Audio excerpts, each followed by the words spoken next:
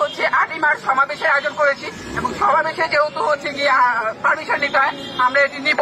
আর মানববন্ধনের মাধ্যমে আজকে আমরা হচ্ছে আপনাদের সাংবাদিক ভাই বোনেরা যারা আছেন তাদেরকে এই জানানটি দিচ্ছি যে 8ই মার্চ আমরা হচ্ছে শাহবাগ প্রজন্ম চত্বরে একটি আচ্ছা, নির্বাচনের পরে আপনারা বলছিলেন আপনাদের দাবি প্রত্যাশা পূরণ হবে, তো এটা আসলে কেন হচ্ছে না এখন? আপনি এটা আসলে আমরা বলিনি, এটা আমাদেরকে আশ্বস্ত করা হয়েছে। আমরা তো বলতে পারি না কিছু।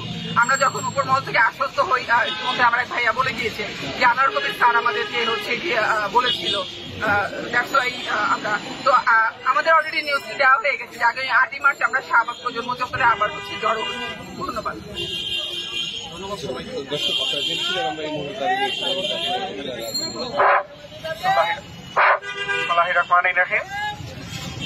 চাকরিতে প্রবেশের বয়স সেবা বৃদ্ধি, এটা আমাদের বাংলাদেশের যারা কৃষিকাজ করে, যারা ক্ষেতের শ্রমিক, মাঠের শ্রমিক, রিক্সাওয়ালা, তাদেরও এটার সাথে একমত হওয়া হয় এবং তারা যদি জানে সেটা একমত হবে, কারণ তাদের ছেলে মেয়েও বিশ্ববিদ্যালয়ে পড়ে, পড়াশোনা করে, স্বপ্ন দেখে বড় হওয়ার। আর আমরা মনে হয় যে পড়াশোনা করে ভুল করে ফেলেছি।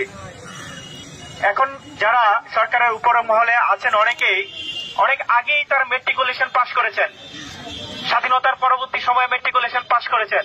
পাশ করার কারণে তারা তখন বাংলাদেশের শিক্ষার হার ছিল খুবই কম।